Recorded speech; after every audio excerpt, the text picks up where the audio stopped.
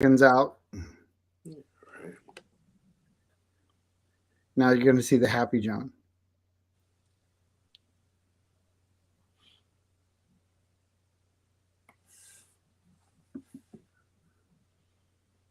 You're listening to WKDW Radio 97.5 and KDWRadio.com, broadcasting from the Bishop West Real Estate Mobile Tower right here in cool, very comfortable Northport, Florida.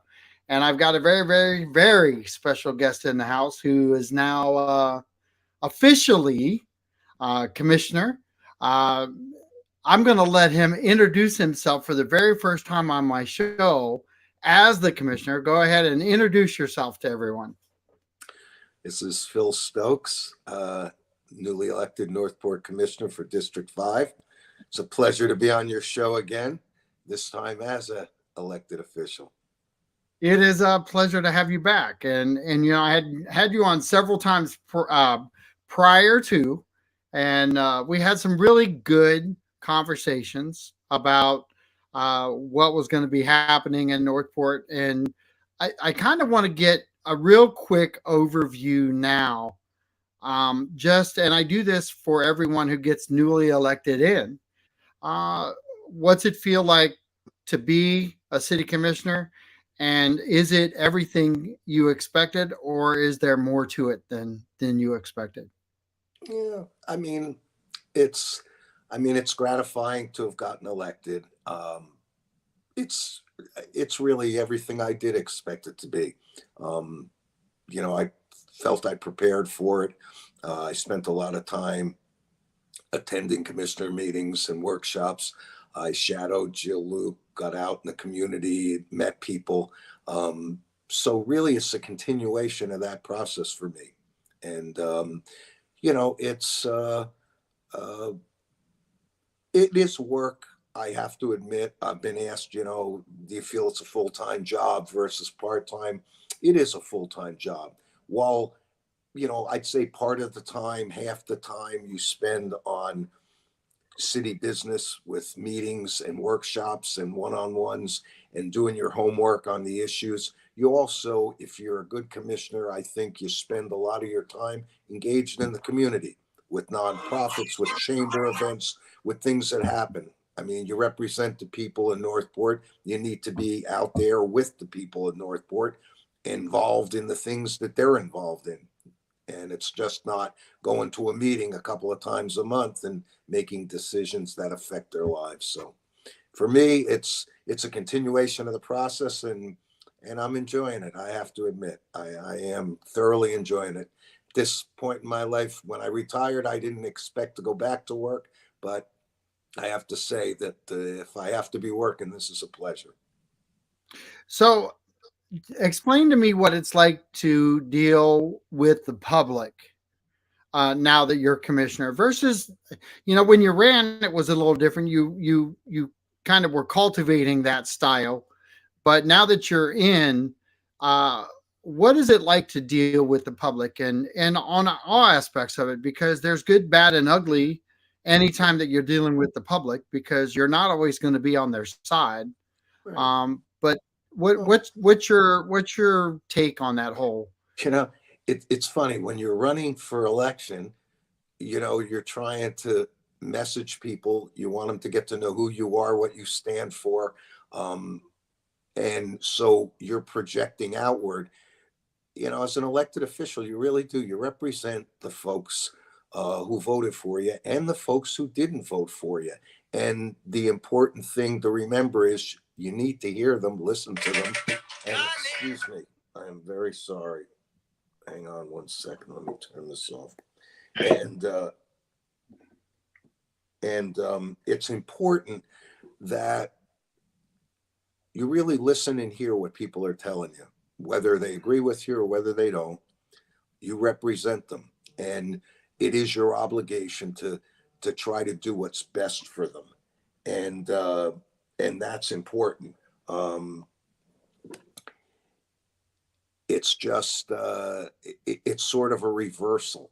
Um, you can't always do what they want, but you need to be able to explain what it is you're doing, why it is you're doing it, and understand that they have a right to speak to you. They have a right to tell you what's on their mind. And that's a big part of the job. It's easy to get elected and think you know better than everyone. And I think you do have to be aware that there's perspectives on every issue. And it's important to hear them all, think about them all, and then try to make the best decision for the most people. And that's not always easy. Every decision involves a group of people that are not going to be happy with what you decided or what you voted on, and it's just part of the job. If you don't have a thick skin, it's not for you. Right. So if you were to pick your three hot buttons for Northport, like the vision that you have for Northport, what would be the top three things as a commissioner that you would want to work with the other, and because there's five, there has to be a 3-2 vote to get anything done, so you have to work together. But what are your top three things that you want to get accomplished your first term, or at Well, least get it in motion? certainly addressing and putting first and foremost infrastructure rebuilding in our city. Um, Everything else depends on our ability to do that, I believe. Um, we can't stop, as I've said in shows with you before. People continue to move to Northport because it is an attractive, affordable place to live. And we can't prevent that. We're going to need to provide goods and services to those people. The city provides a high quality level of service. And in order to continue to do it, it costs money. Right now, those dollars come pretty much out of the pockets of every residential taxpayer since we're a bedroom community. So we need to develop economically. We need to carefully and strategically grow our city. And in order to do that, we need an infrastructure base that can support it. So if you ask what are my three top priorities, it's certainly infrastructure, it's economic development, and it's hand in hand with that bringing good paying jobs to the city of Northport. We all know most of the people, 90% of the people in this city go elsewhere to work and play. And that needs to Yep. change. So those would be the three high points, but by all means, they are not the only ones. You've got affordable housing for people. You've got um, managing what's going to be a challenging financial season for us. The city spent an enormous amount of money recovering from this hurricane, and it hasn't finished recovering. And those dollars came out of sustainability funds. They came out of reserves that we had planned carefully for. So they got to be replenished. We got to look at where we can tighten our belts going forward, yet at the same time, continue to stimulate growth in our city and build back our infrastructure. That's not going to be an easy thing to do. There are things that are going to have to be decided on. There are hard decisions that the city will have to make. So this budget season is going to be a challenging one, to say the least. What are some of the hard decisions that you think we're going to have to make? I look at like the lighting on Toledo Blade. It's, and Toledo Blade is not the only road that has damage, but it's the one I drive the most, so I Mhm. notice it the most. But there's, I think we're pretty much self insured, aren't we? So we didn't Yes. have. I don't know that we had true hurricane coverage on anything that we had, but how is that recovery with our signs, our roads, Well, our infrastructure that we already had in place? How's that going to play in on the budget this year? well, it's a huge challenge. The city spent $45 million just to clear debris. It is now Right. all gone and out of the city, but it's a $45 million hit. FEMA will reimburse, hopefully, a good portion. of it, not all of it, but a good portion, hopefully. But that can take years. And, there's more to do. There are government buildings that had damage. There are signage all over the city, street signs that aren't up, lights that need fixing. And little by little, those things will have to be addressed. And they cost dollars. So, we're going to have to look at the budget and decide where are we going to spend our dollars. We're not going to have the huge appreciation bump that we had last year. That's going to bring in $5-6 million in additional tax revenues. We will have a lot more, perhaps, impact fees coming in from some of the development around the city, but we're going to have to take a hard look at these dollars and see how do we start to pay back the reserves that we didn't deplete. There's still an enormous amount of money there, but to build back to the levels pre-hurricane, and at the same time be able to fund our city going forward and meet the growing need. People are going to keep moving here. We're going to have to continue to provide these services. Each of our departments are bulging a little at the seams. We're not going to see the huge employee, the numbers of employee growth we've had in past years. I think a lot of that was catch up, but there are strategic positions to fill, and the city's going to have to balance them, and that's just going to take a lot of hard work. Sitting there, go through line by line, taking a look at everything. In fact, our first meeting we did a couple of weeks ago, we had our strategic meeting, our retreat. And coming up this week, we have a workshop tomorrow that's going to, talk about our priorities. And it won't be long. We'll be into the nitty gritty of the budget, and that'll take up a good period of this year. There's no doubt about it. But price will move forward, and we'll have to prioritize those infrastructure items. There are a lot on the table, and there's a lot of money spent in a lot of different departments within our city that support our 6 pillars. We're going to have to decide, where are we prioritizing? Because there's not enough dollars to go all the way around. And the city management, as well as commissions, committed to holding that millage rate flat. So Yep. in order to do it, we're going to have to reallocate dollars, and we're going to have to tighten the belt. And that's okay. That's a healthy thing. Well, I'm going to ask you a question. I'm going to run off the air real quick and come back because I'll be able to hear you, but I've got to get my cord for my computer. Because guess what? I've used it so much today. We're down to 20%, and I don't want to lose you. But I asked you about the 3 things that you wanted to do. What are the 3 things that you think you want to target for controlling the spend? What's your kind of ideas on where we should look at maybe cutting or reducing?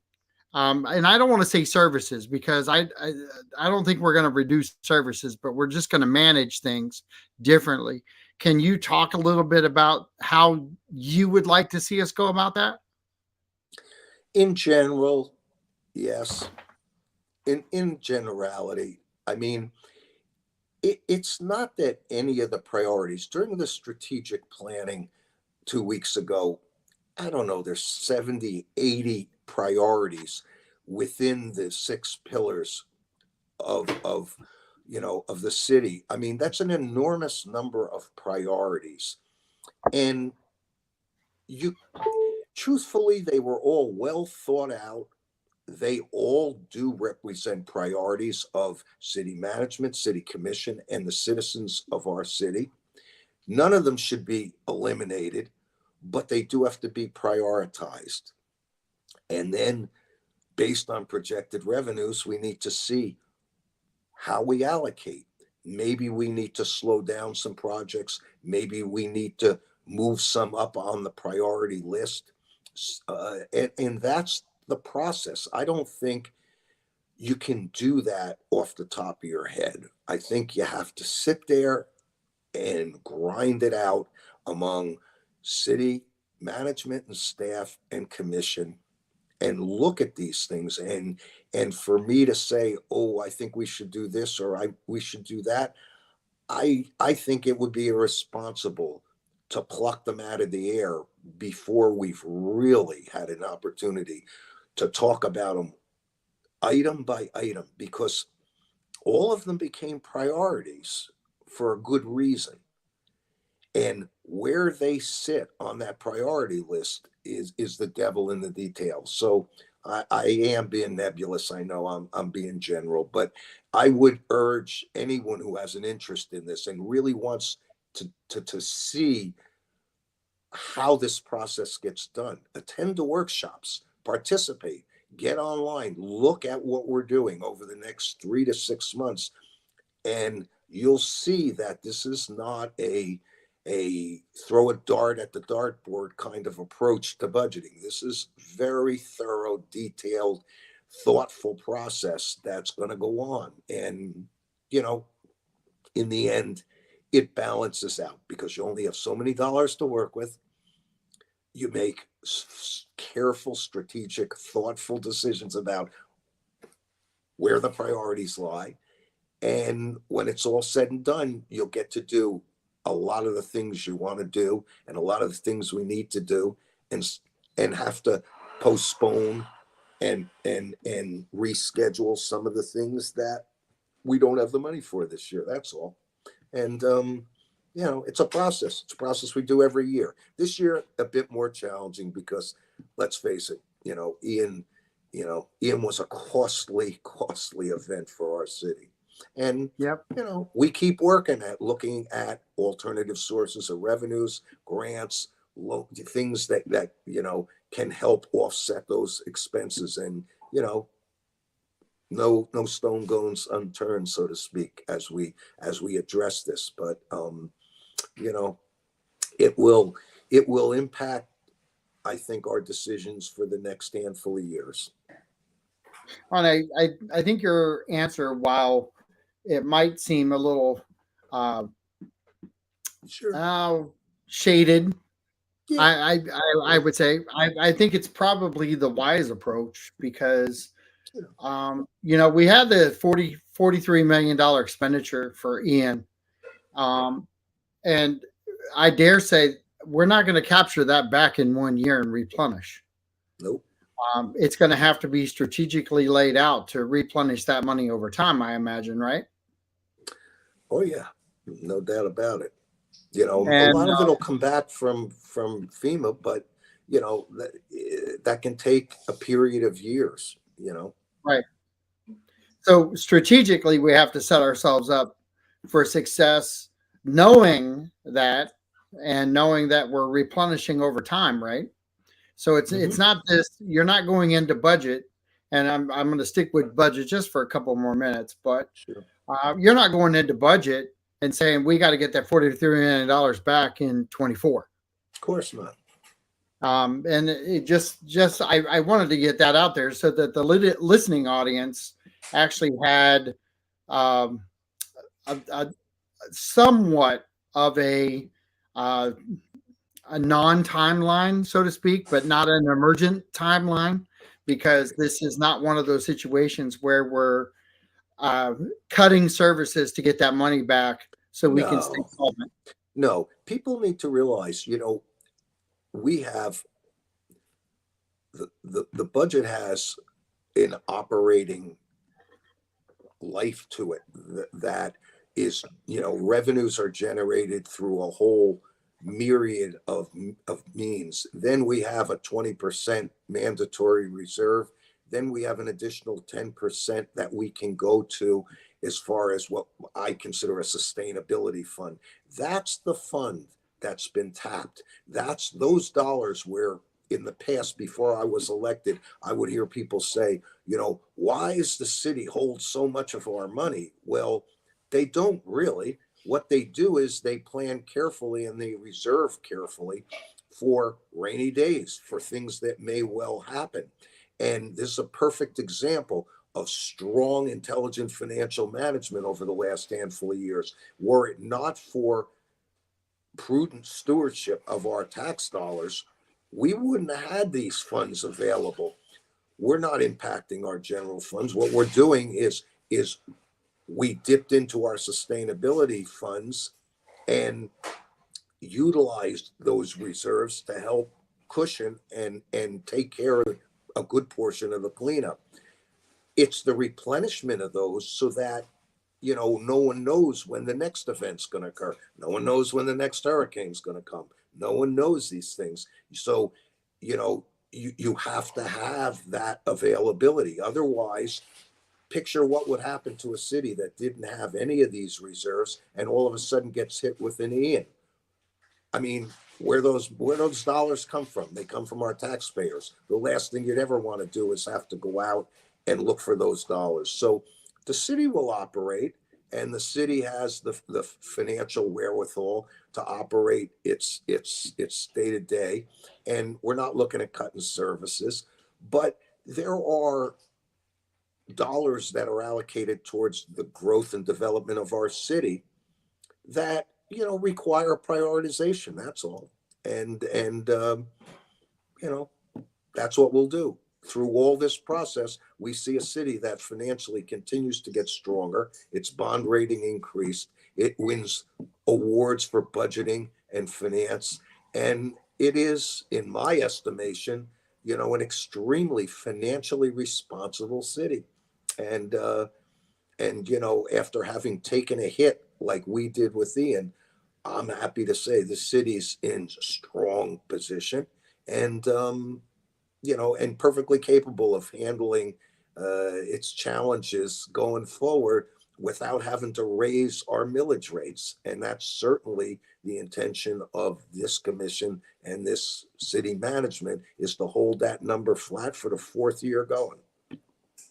You, you know, we're sitting now in a situation where we're at like 9% on the commercial side, Mm-hmm. and we need to get to that 20 or more percent. Yep. What what do you see as a good strategic plan to get there? It's already happening. There's so many projects in the works. Everybody's eyes on Northport. Benderson looks like they're going to be expanding, their footprint over on the Toledo Blade side. Welland Park is totally leased up and only one third built out so far. There's development projects coming before the commission on a regular basis. Everybody wants to be part of Northport in some way, shape, or form. So, the plan was set long ago. Population growth, land availability, affordability. It's really a matter of managing what's coming at us in a logical, strategic way, in a way that balances the right type of economic growth in the right areas of our city with concerns for environmental sustainability and infrastructure concern. And, you know, I mean, the next 4 years is going to be incredibly exciting.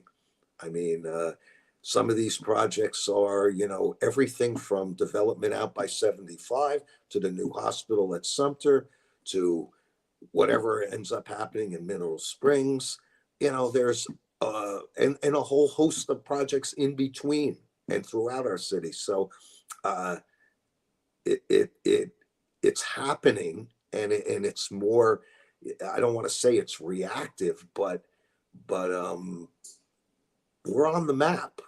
I mean, people are aware that Northport is a great place to invest in. Whether you're a retiree who's looking for a place to settle down, or whether you're a young family that wants to grow, or whether you're a business, and you know, so I don't know. I sort of answered your question. Well, it's good. It's a difficult thing that you're doing right now, because while you prepared to get ready to be commissioner, there's a difference between preparing and actually being one, and I'm sure you can attest to that.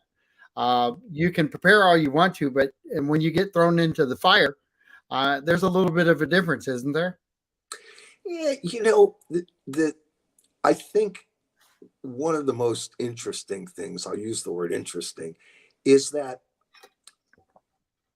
all the change and the growth is just that change. And it's people's nature not to really want change, especially very often in their own backyard or in their neighborhood. So it's a challenge because every development project, every expansion affects people.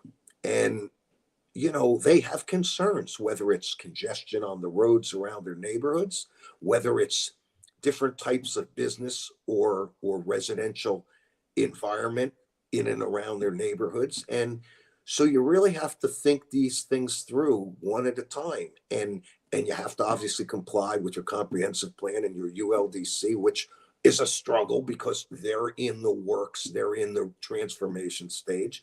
And then you got to look at what makes sense for the city and try to do the best for the most. That's always the mantra, the best for the most. And all these decisions affect people. And so there are always people you're not making happy.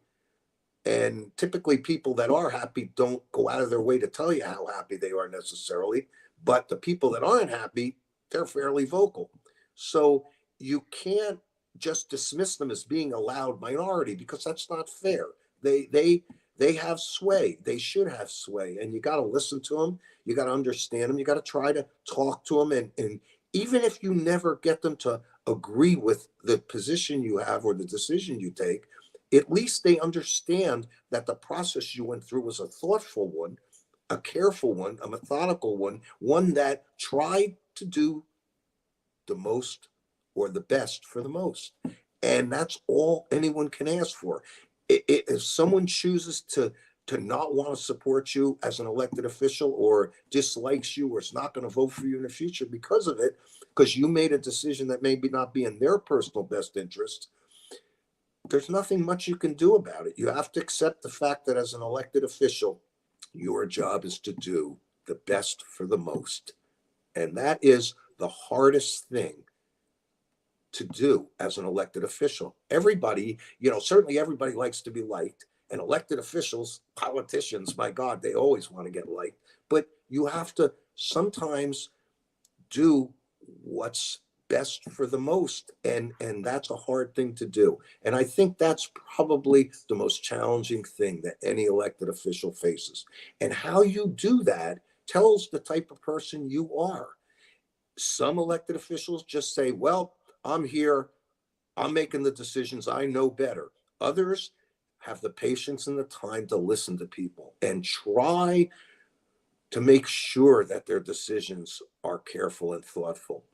You know, there's a lot of different ways to be an elected official. And I guess in the end, depending on how you deal with this issue that I speak of, you know, dictates whether or not you end up getting reelected. And that cannot be the consideration any elected official takes when they do their job. You just can't. You have to try to hear and listen to everybody, see all sides of an issue, and then make the decision that you believe is the best decision for the most people. Awesome. You're listening to WKDW Radio 97.5 and KDWRadio.com. We are talking with Commissioner Phil Stokes from District 5 and getting his insight. If you have any questions whatsoever, please feel free to ask them on Facebook at Real Talk 97.5. We will put them on the screen. We will get you answers. We want to put Phil under the hot spot. So ask away.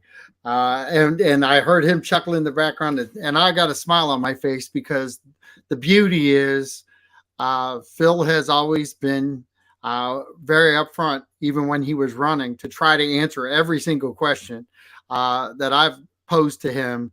And I want to hit a hot topic here that I know is already directed. But how do you think the city and its residents are dealing with Price Boulevard now that it's kind of moving forward at a better clip than it has been in the past? Pretty good. The last week I went, we had a session over at the Mullen Center. Folks could come in, and we had a long set of tables spread out across the room, and all the with maps of, I guess, the full length of price that's being widened, and people were there. I mean, there was a great turnout. People were bent over the tables looking at how this affects their area of the street and where they live, and they had plenty of questions to ask, and staff was there for them. Jerome Fletcher's people were there to answer questions and address their concerns, if any.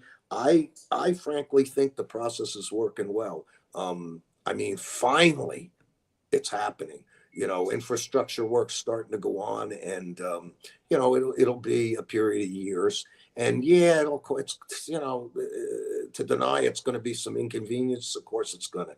But the city's trying to do everything they can to you know to to keep the traffic moving through that area, to do it in a smart, strategic way, to not mess up people's properties, to get proper permissions to get on and off people's property as they tie in that street to people's driveways.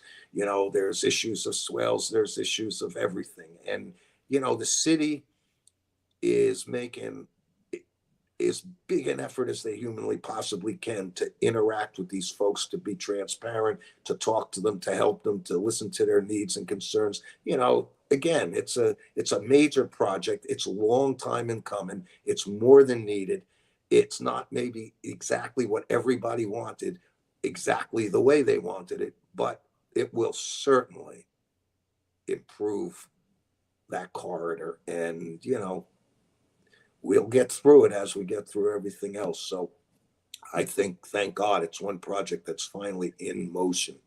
Well, I like the inconvenient side of how you guys are addressing it, but there is something to be said that people who live on Mm. Price Boulevard, while they may be inconvenienced, everyone else in this city or anyone else who drives through this city is massively inconvenienced Oh yeah. with that road being two lanes. Yep. And we're 82,000 plus strong now, and we have got to get our acts together on our roadways, because if we hit 125,000 and we haven't done anything, if you think we're inconvenienced with these roads now, just wait. Yeah, And people they're not going to stop coming here. They're going to continue to come. We're what, maybe 35% build out, that's right. and we're not done yet. So people need to realize that we are not a small community. We are going to have to grow. We're going to have to take on some issues. And I want to say that we should have been more headstrong long ago about Price Boulevard. And most of you who are on city commission now feel that same way. Uh, this shouldn't have been, this really shouldn't have been your burden to bear. Uh, but it is what it is. And, unfortunately, it has to be dealt with. Do you feel like there are some projects out there that we need to start looking at while you're in commission that need to be not pushed through, but at least ignited at a much better clip to compensate for some of the growth that is potentially coming? Yeah, I mean, we're I don't believe Price is going to be the only road in our city that's going to have to be widened. You know, Nope. it's I mean, it's just an inevitability. I wish you could wave a magic wand and drop some new roads in that would help, but that's not going to be the case. So, there's that, and equally important is shoring up all the infrastructure around, and the waterways and the canals, and those things that all this additional traffic and development will put a pressure on. So, you know, the interconnectability, you know, the new roads, there's only, you know, so much space. I mean, where are you going to put new roads? So we're going to have to work on some that we have. We're going to have to widen some. And I think, you know, I'd like to say, oh, in the next year or two, we're going to be focusing on some of those projects. But I do believe that the focus on infrastructure will revolve more around mitigating problems that Ian brought, you know, working on our waterways, working on the bridges, working on some of the aging infrastructure that really needs to be brought up to speed. And, you know, I hate to say it, but I think the reality is, and I say it because here I live in one of the newer portions of Northport in Welland Park, and I see the explosive growth here. And I think, my God, in 4 years to 8 years, this area is going to be so congested. And then I look at Northport, where there's even less of an ability to build out new infrastructure roads wise. And, you know, to say, oh, we're going to just solve this problem. If we're a third built out and we're going to be, you know, 120, 150, God, 200,000 people, to say Northport isn't going to be congested. It's a big city. What big city do you go to that is not congested and doesn't have really challenging transportation issues? So it'd be just not true to say magically this city's going to find a way to fix this and keep Northport from a transportation and traversing standpoint the same as it's been. It's just not. It's going to be a busy place, and it's going to be a challenge to manage it. And I'm not giving you a solution because there isn't a solution. There isn't. And And we do have to take them one. We have to start attacking these roads though one at a time, yes, we do. and we have to start addressing the. I want to say our shortfall. You know, when I first moved here, I could honestly say, "Hey, we already had roads. We had our infrastructure. We had 20,000 people. It wasn't so bad." But 80,000 people, it's horrible. You're not kidding. Because we have not. We've widened Sumter. We've widened Toledo Blade since I've been here. And you know those two roads getting widened. Uh, I don't find too many people out there now that remember Sumter and want it back. The only people who want it back are the people who really didn't want growth in our town, and they wanted to keep everything stagnant. And the funny thing, and I'm going to talk about this real quick because it kind of is a direct connect to your district, because that was all farmland. That was just nothing, and there are so many houses out there now. It's insane, and there's more coming. There's apartments coming. There's major happenings within the Welland Park, Northport area. And I actually heard somebody talk about it. It was, I'm not going to bring it up, but I watched a video on it, and they completely misrepresented Northport in the whole transaction. You live in District 5, right? I do. Where is District 5? District 5 runs from Welland Park all the way down to almost, well, not quite Biscayne, and out east quite a ways. So it encompasses a pretty good amount of area. So, knowing what you know today about how our city operates, how important is Northport Welland Park to Northport as a city by itself? Well, if you look at it from a financial standpoint, obviously, over 20 years, the city nurtured, developed, and invested in the growth of Welland Park. It, over time, will be an integral financial portion, but only one portion. And it's symbolic, I think, of where Northport can go and the things that collaborations between private and public sectors can build. I think it's going to create a great cross pollination between, let's call it legacy Northport and the Welland Park area.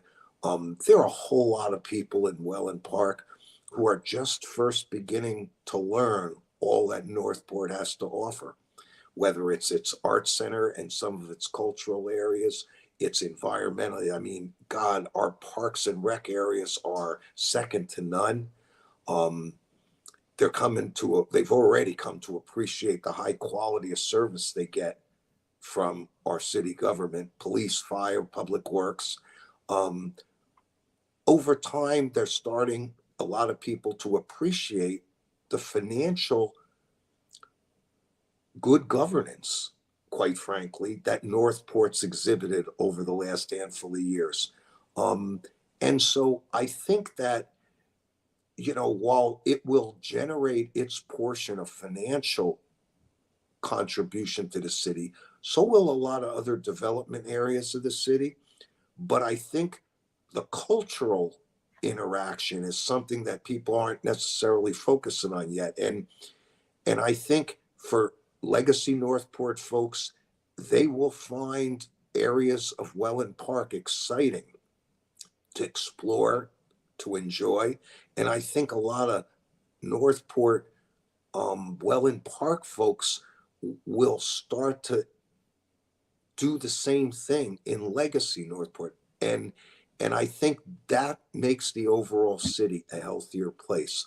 Whether it's growing our arts and culture, whether it's growing our local small businesses in Northport. I mean, the two areas are starting to discover each other. And I discovered them earlier on. That's what excited me so much about Northport. That's what made me want to participate and become part of Northport's leadership. You know, Northport is a great city. It's not just a good city, it's a great, great city. It has so much to offer, and you couldn't find a better group of people. Its biggest asset is the people who live here. And there's so much that Welland Park and Legacy Northport people can do to make the overall city stronger. And that's part of our message in this Northport Forward, Northport United campaign, to move around the city and talk about all the great things that are happening and talk about how people can become involved. There's so much to do, from being on advisory boards to volunteering for nonprofits to helping your fellow neighbors. There's so much challenge and excitement, and it's all positive. And there's so many things we could do to make a difference in each other's lives. And that's the magic of Welland Park. That's going to be the magic of a lot of these development projects. They have huge, exciting upside potential to this city. It's more than just dollars and cents. And I hope people realize that. We are at a turning point in this city that's going to set the stage and for the next 50 to 100 years in Northport. And if we do this right, and it won't just be this commission, it will be the next one, the one after that, the one after that, the one after that. But we're moving in the right direction, and the whole country's looking at our city and realizing what an incredible place it is, which goes to fuel more people coming here and more challenge. So, and that is not the a God's bad honest problem truth. to have. It's the truth though. Yeah. So I'm going to ask you a question based on Welland Park again, but I want to go at it a different way, because we now have a city manager who is bound and determined to be inclusive to Welland Park. Yep. Far beyond, I think, any resident's belief out there in the Welland Park area. He is 100% focused on opening the floodgates of communication. Yep. Do you feel like, with the effort that he's put forth and the commission has put forth, and I got to say, city staff, city workers, police, fire, everyone building bridges to the community itself. Do you feel like momentum has kind of taken a little swing towards Northport being a solid place to be with the Welland Park residents? I think so. You know, it, as I've always said, it can be a small minority can make an awful lot of noise. And I don't wish to diminish the group of people who support the annexation because, they had a perception 3, 4, 5 years ago about our city. And, you know, unfortunately, the city never really addressed head on at the time some of the some of the misinformation, I think, about things.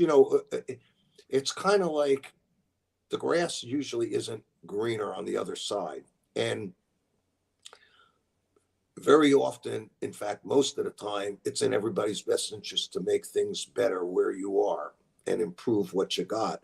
And I think that, our take, the city's take, and Jerome's take's been we're willing to sit down with anybody. We're willing to talk about the issues of the annexation, talk about what it is some of those folks don't like. What is it that's so bad? What is it and why is it that people think it might be better somewhere else? Because it really won't be. And a lot of it's misinformation, a lot of it, and the costs of trying to untangle this this marriage, it would be extremely costly and extremely damaging to Welland Park. And I think that as we've tried to do that, there have been converts. There have been people who only heard one side of this story and didn't have anyone else telling them any differently. And they resented that they felt they were buying in Venice because that's the zip code. And so all the marketing, all the promotional materials all say Venice, Venice, Venice. Well, even if you got the annex, you wouldn't be in Venice, you'd be in unincorporated Sarasota County. So there's a natural resentment when the reality hits some of these people that, well, what do you mean I'm in Northport? Well, yeah, that's where you pay your taxes, that's who provides all your services. And so there's been that period of time where people have had to adjust to that. And as they get to know Northport and realize what a great place it is, I'm finding people who say, I like it the way it is. I can say I'm in Venice because I got a zip code in Venice. The kids get to go to school here until we get some new schools in Welland Park. And in the meantime, I'm getting the lowest taxes around because, my overall tax rate may not be the lowest, but my overall appreciate or property evaluation is. And so I'm paying lower money in terms of total dollars than most of the other municipalities around. And I'm getting the best services, city services. There is nobody, I'm sorry, not to denigrate the county, Venice, Englewood, or anywhere else, but Northport has the best police, fire, and public services of any city or municipality anywhere in Southwest Florida. We are the best, and I'm proud of them all. They do a great job. And where can you get that?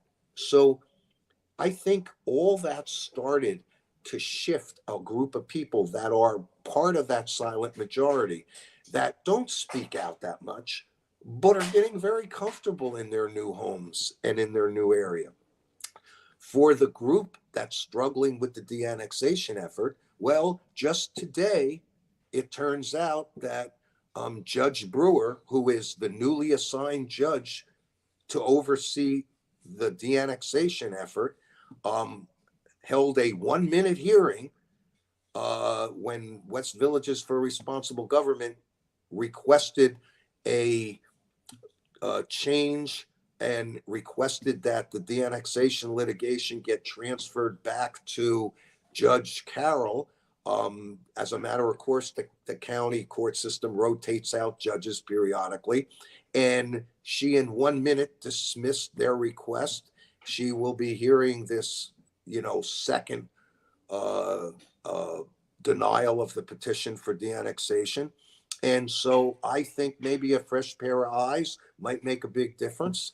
And I think that the United Northport United meetings we're having around the city are helping. I mean, we were due to have one tomorrow night or Wednesday night in Grand Paradiso, which is where the leaders of the de-annexation movement live, same community I live in. And the meeting was canceled by the board. Now, that's sad because there's a whole lot of people in Grand Paradiso who would have loved the opportunity to hear Jerome Fletcher talk about all the great things that are going on in Northport and all the exciting things that are happening in Welland Park. And the reasons why Northport invested in Welland Park and why that collaboration and that marriage is so important to all of us. And so, are they going to give up? No, they're going to keep battling away. But I think, to answer your question, over time, little by little, people are realizing that we got it pretty good. We got it pretty good. And, the reasons 4 or 5 years ago that somebody might have wanted not to be in Northport don't exist today. And that really is the bottom line. So I've I got defy anyone. Tell me what you don't like about Northport. What is it you'd like to see changed or different? And we can talk about it. We can work on it. I've got about 2 minutes left, How'd and this hour go so fast? it always goes fast. We get into these conversations and they tend to fly, but a lot of this information needs to be talked about and have the platform to do it. Whether it be Jerome and everyone going out and doing it, and I will say, I good kudos for Jerome and staff and everyone that goes out and does that. And I will tell you, residents of Grand Paradiso, you should be really throwing your arms up in the air right now against your board. They should have held that meeting. They should take that and gravitate to it as much as they can, because you are truly residents of our community.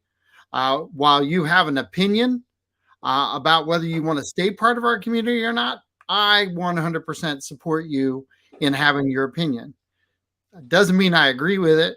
Doesn't mean everybody else agrees with it. But I will say that your leadership seems pretty chicken to have cut that meeting off, and that's just from me. So usually when somebody wants to hide information from you is when they stop communication. Leadership of Grand Paradiso, you did your job of trying to stop communication into the community instead of have open door policy and letting communication thrive and let people make their own mind up. And that's coming directly from me.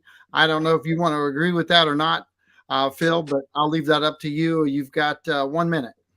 Well, I would say that open dialogue, discussion, and allowing people, helping people to ask the right questions, to do their investigation, to think about things, make up their own minds, is a really important process. And the city of Northport, the leaders of the de-annexation movement, whether it's Grand Paradiso's board or anybody else's board, should never stand in the way of open dialogue and communication. And Lord knows, whenever anybody tries to do that, it comes back to bite them. And I well know that. And it's important that everybody take a good look at our day to day lives and how good or bad it is. I mean, life's pretty darn good for all of us. And, you know, a lot of times it's easy to pick on things, but, you know, to me and to most people, the glass should always stay half full, not half empty. I know that's a terrible cliche, but that's what living's all about. We're here on this planet a short period of time. We should enjoy it. We should enjoy each other. We should make each other better. And we should look at the good in each other, not the bad in each other. Absolutely. This is John Rawlings with Real Talk Radio 97.5 FM saying thank you. Have a good night.